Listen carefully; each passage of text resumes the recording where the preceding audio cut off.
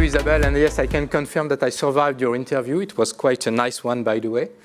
And I love the odd fact that you shared with us, because indeed it reminds us how much connectivity is important, is essential, is vital in our lives.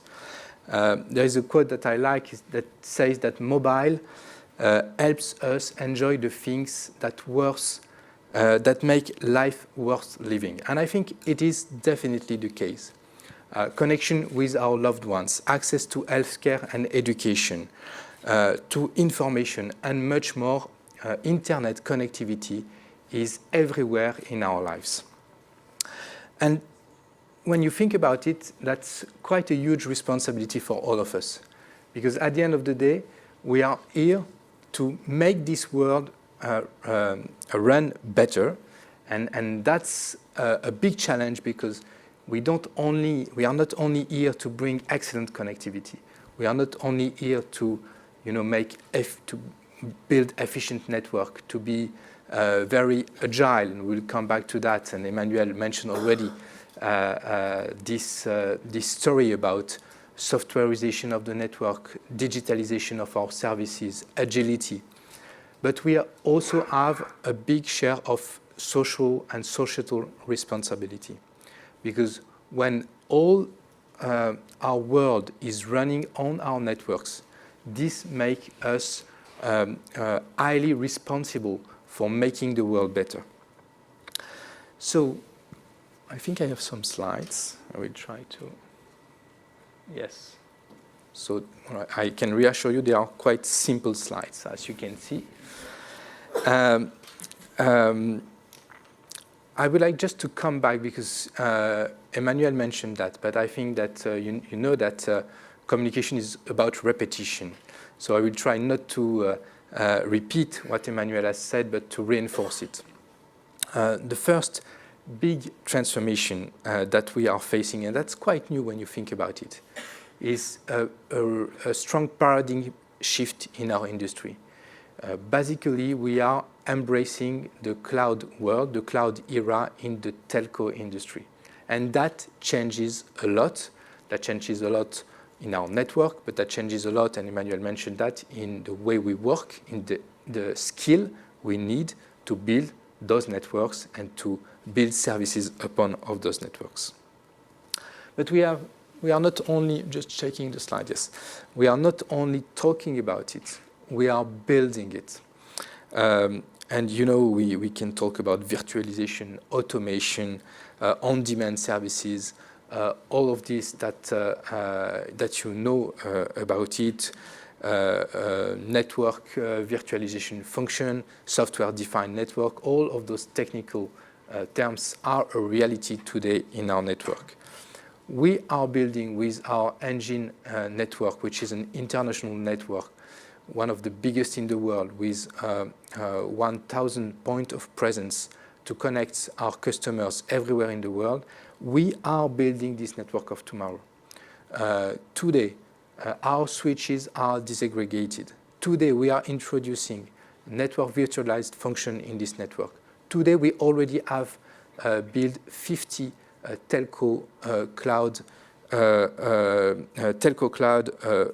POP worldwide, and we are building 50 additional ones to be able to be at less than 10 milliseconds of any customers worldwide.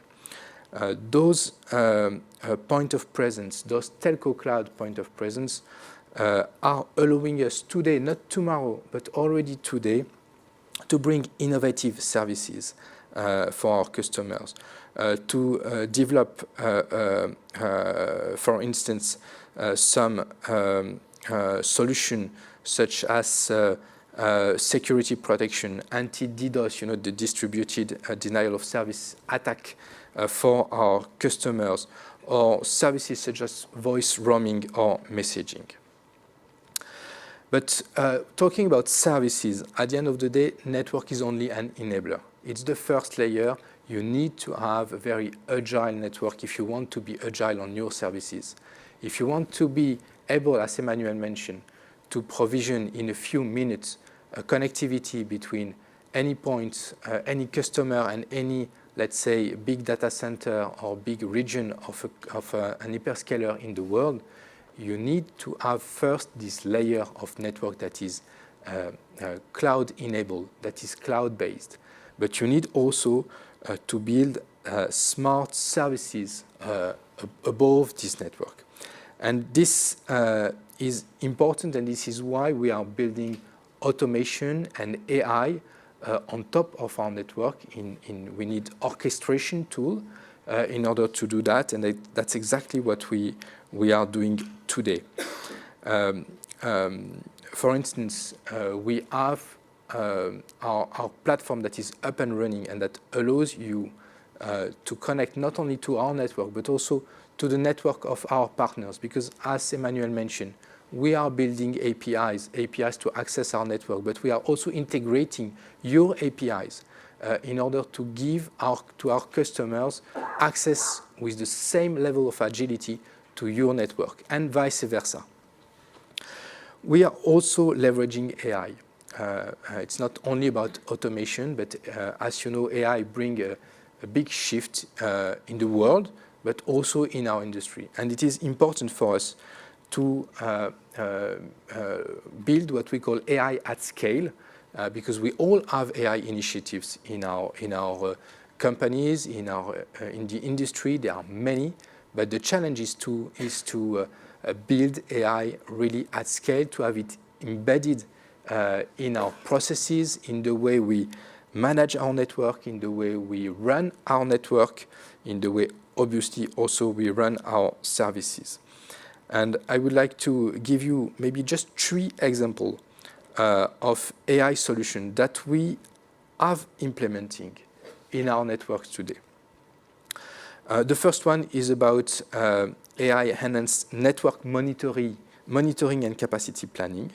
And for instance, we are experimenting and we have started with the Octera solution for AI-assisted monitoring of our IP networks, which enable to alert classification and automated correlation for increased reactivity and service efficiency.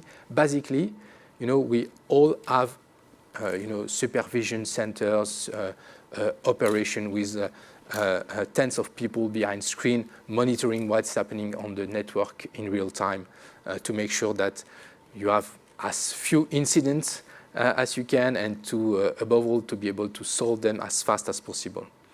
But this is, it's a challenging game, because you have literally millions of KPIs, millions of indicators, millions of the alerts that you can receive, the system can receive, are so numerous that you need to focus on the one that really matters. And to do that, AI is your best ally, because it will help you to do correlation, to understand patterns that you don't see easily between several KPIs, several indication alerts in your network. And this is exactly what we do to allow to focus the attention of people, skilled, talented people, on the few cases that require this attention. Second example that I would like to give is about network supervision and security assisted by AI.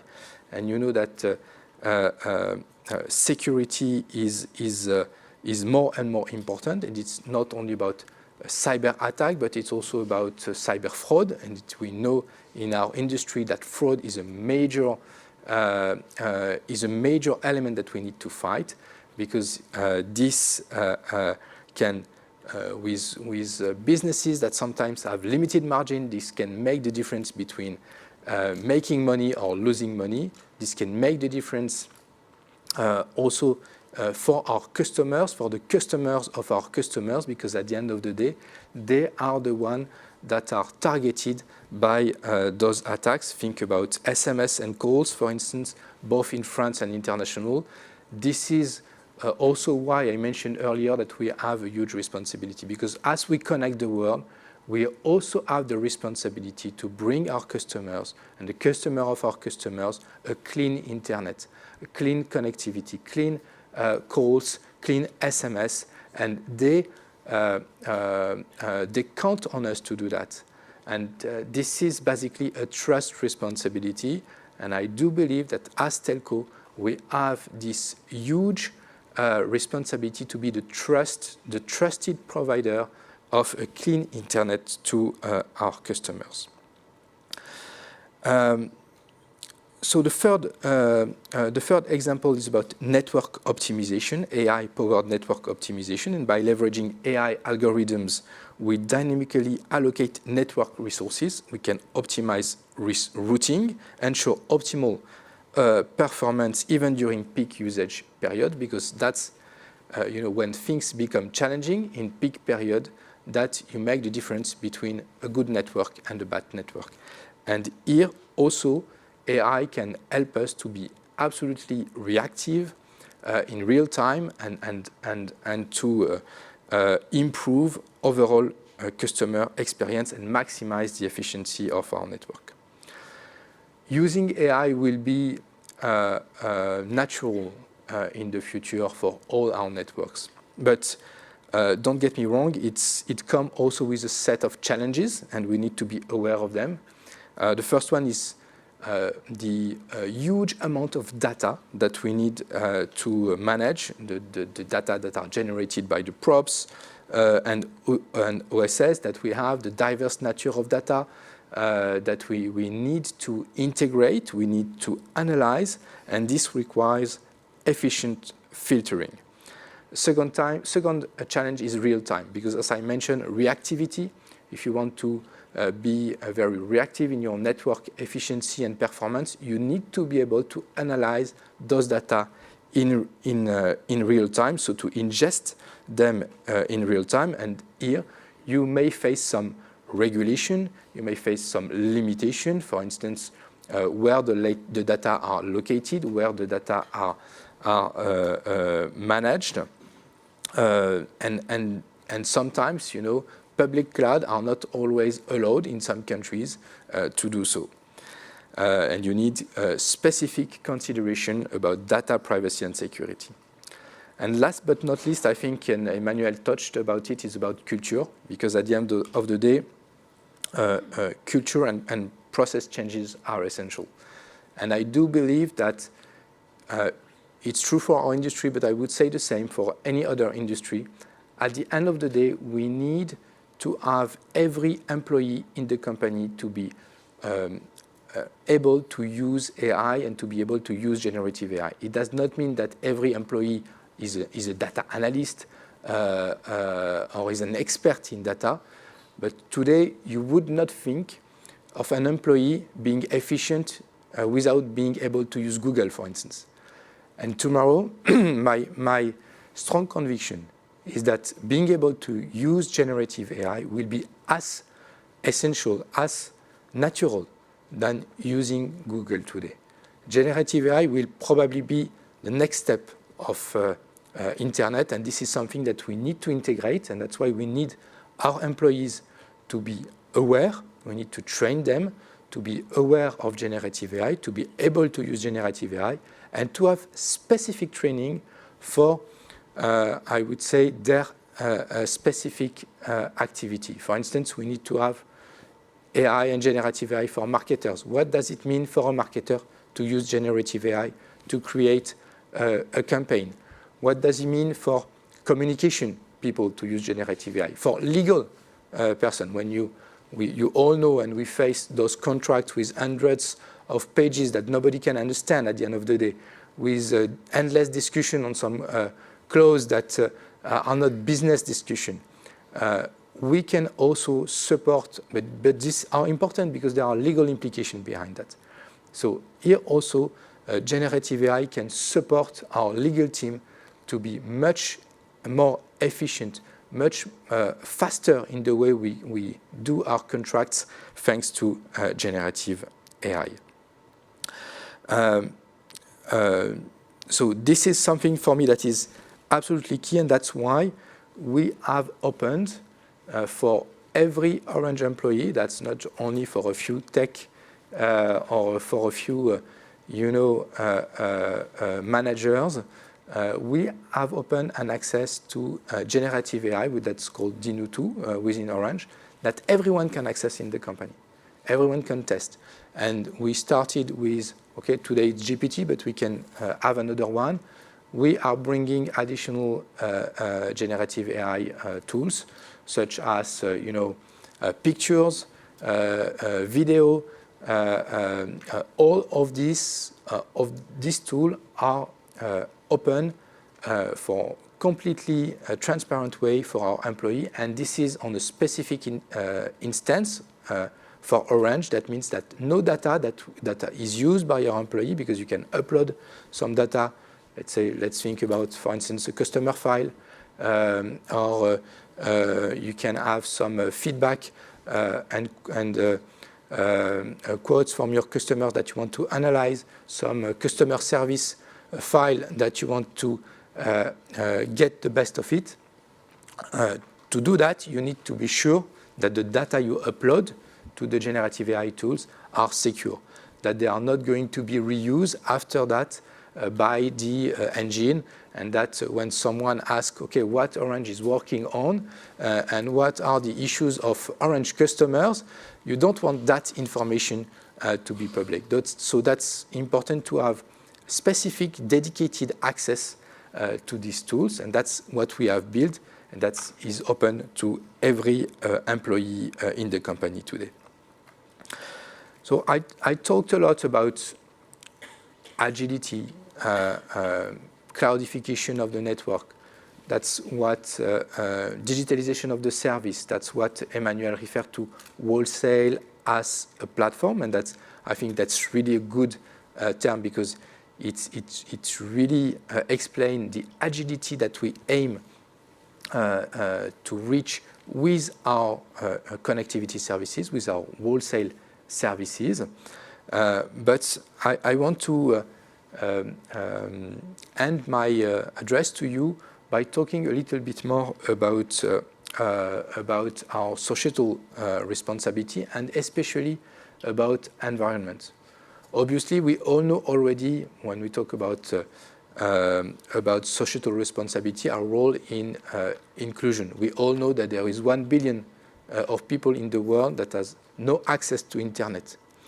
We know that some people are not educated enough to use those tools. We know, for instance, we are a big player in Africa. We know that when we educate people, when we give them access to internet, they can literally build a business. They can live, they can develop themselves, they can access to information, to education, thanks to this. And I can tell you that when you are in Africa, you understand really what it means. In Europe, sometimes this can look a little bit, theoretical, even if we have also some population that are not really well, I would say, at ease with those technologies. But when you are in Africa, it can make the difference between a family that is under the poverty ceiling, or a family that is able to develop a business. But this is not enough. And we do believe that, as I mentioned, our responsibility as a telco provider, as the guy who give access to this vital technology for everyone, is also to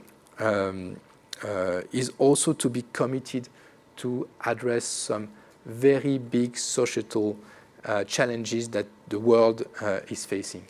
And one of the biggest one that we are all aware with the COP28 has just started is the environmental challenge.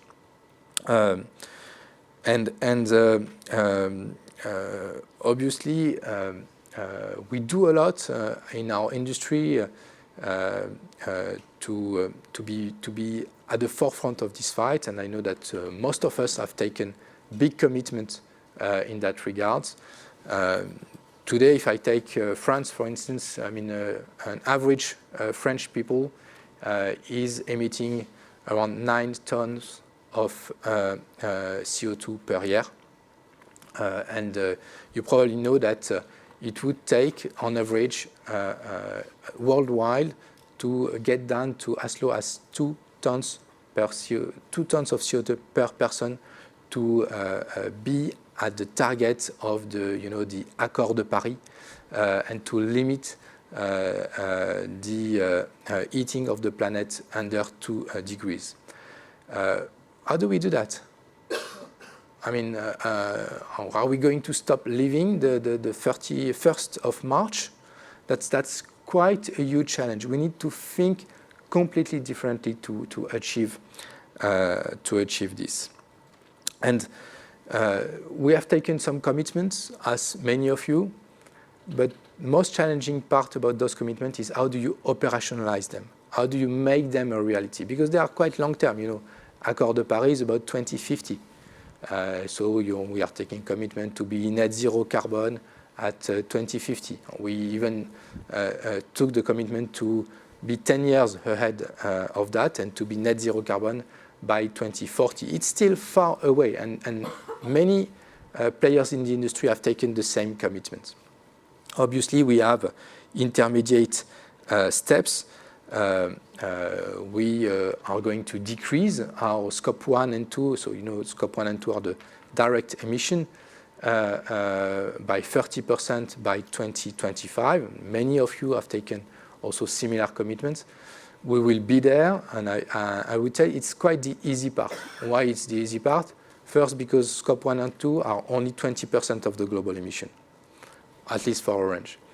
Most of our emission as an industry is about scope 3. Scope 3, so it's about the network equipment that you buy, the services that you buy to subcontractors, to third parties, to partners. And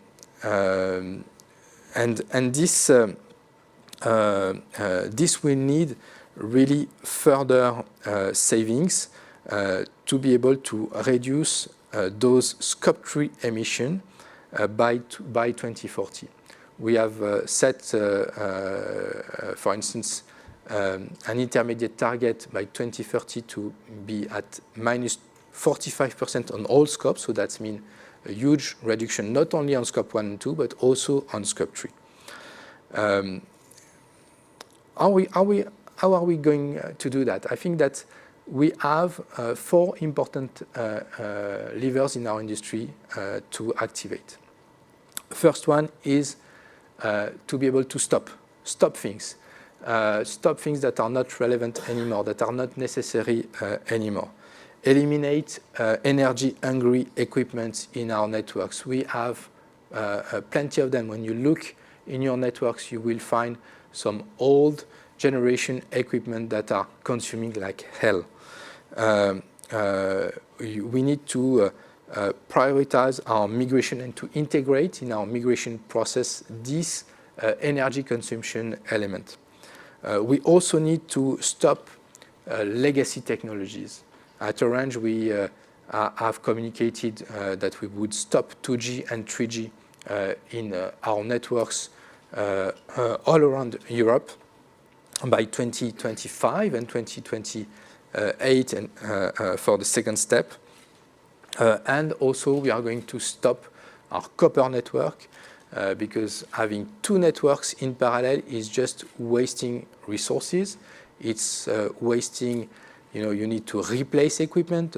That's about scope 3. That's about manufacturing equipment that you don't need to do anymore. But that's also about having people in the field every day to repair 2 networks. So that means that you can have a very big impact also there by stopping old technologies, old network infrastructure. And we know that's not the most fancy part. Everybody likes to launch new technology, to launch cloud solution, to launch 5G, to build new submarine cables.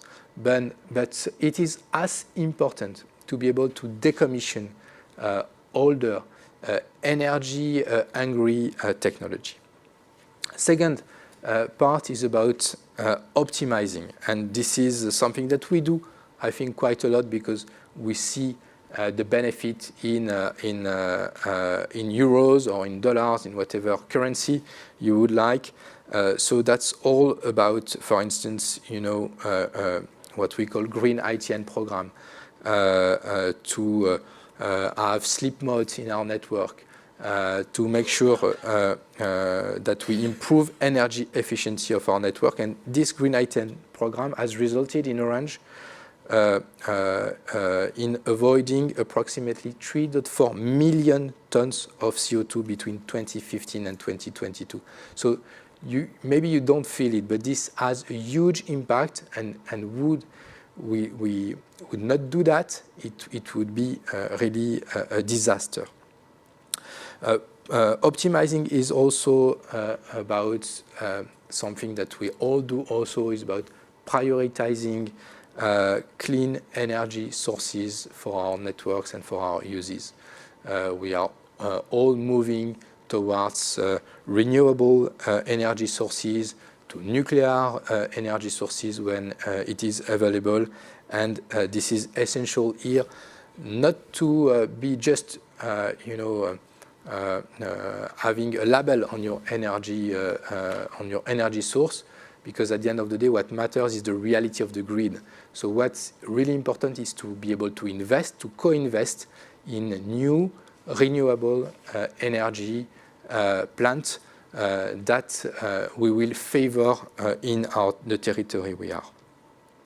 Third one is about reuse, and this is about circular economy, and this is key. We need to integrate this in our processes, and this is, when we talk about circular economy, when you talk about this, it's not only about having a second market and second-hand equipment that you integrate in your network when it makes sense. It's also being able to push the industry, to push the vendors, to integrate this by design in the way they think about their equipment. Because if you don't think of an equipment as something that will need to be reused in the future, then your ability to do so will be far much efficient than if you have thought the equipment from the start with this ambition. And we are taking a great ambition together with our network team there, in order to use as much as 20 to 30% of our servers as second-hand server. So this is something that we can really scale if we are committed to this. And the last pillar is something that at the end of the day is the essence of our wholesale business, is sharing, is mutualizing, is avoiding to build a new tower next to the other, but sharing the tower, is to share your radio network, RAN sharing, tower sharing, cable, submarine cables. When you build submarine cables, imagine if we would do that, and we have each of us would have 3 different submarine cables to ensure resiliency. This would be not only inefficient from an economic perspective, but this would be also inefficient from an environmental perspective. So sharing is really at the heart of what we do, and we can be proud of this. And I do believe that thanks to this sharing, we cut the most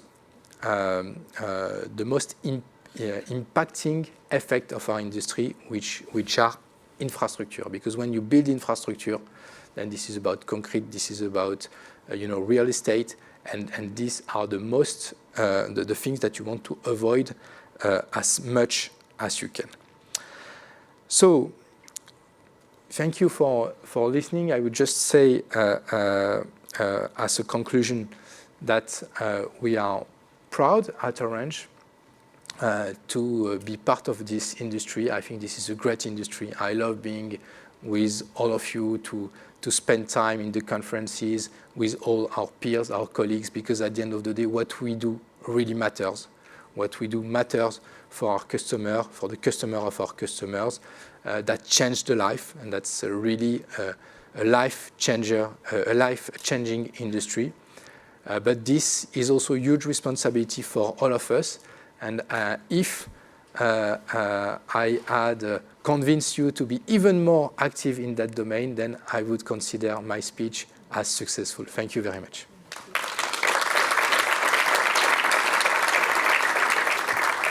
Thank you so much, Michael. I think it was a great presentation. I love the conclusion that you gave us. So now I'm giving you a great gift. You know I like to drill my victims. I put them on the hot seat during my interviews. I'm giving you the chance to put Michael on the hot seat. So if you have any questions, lift your hands. People will come to you with microphones. Stand up, say your name and your company, and ask your question to Michael. And I can tell you, please ask him questions, because I've got questions ready for him. They might be a bit meaner than your questions. So anyone wants to save Michael from my questions? Oh, Michael. You sure?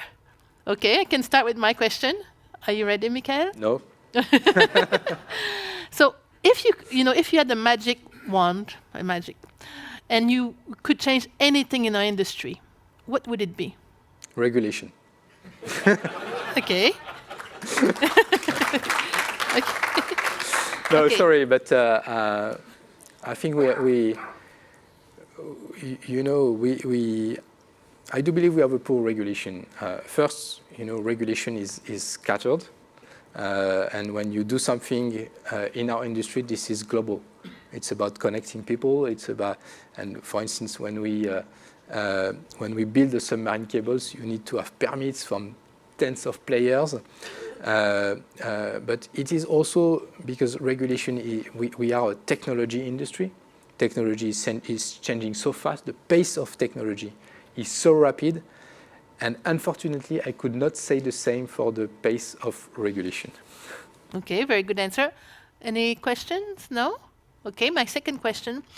If we had a Michael crystal ball, and I would look into your crystal ball into the future, what would I see maybe in 5 or 10 years' time? Who would be the last man or woman standing in terms of operator, vendor? What would they look like after, transforming themselves? Everyone's transforming themselves. What would that transformation look like in 5 to 10 years' time? I think we could all agree, on two things. First, nobody can predict the future when you look 10 years ahead. Yes, true. And I think you need to have also the humility to mention that. Who would have thought that we can have generative AI tools today that are the quality of what we can see? But second, I think that we can also all agree that a successful player tomorrow will be agile, will be able to provision their customers in real time, will have cloud-based services and networks. We can all agree that in 10 years of time, there will be no player that is not environmentally committed and delivering on their results.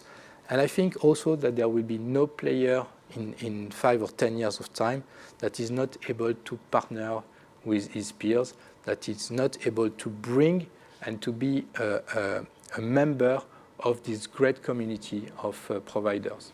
Okay, I like it. And I'm an annoying person, so I will add something to what you've said. I think I agree with you completely. And I look into my little crystal ball, and hopefully we see companies full of young people and with a lot of diversity in terms of age, culture, background, knowledge, and all of that together, added to your topic. Yeah, talents are key, and I can only agree with that. Thank you very much, Michael. If there's no questions, no? Thank you, you're released. Thank you very much. Thank you.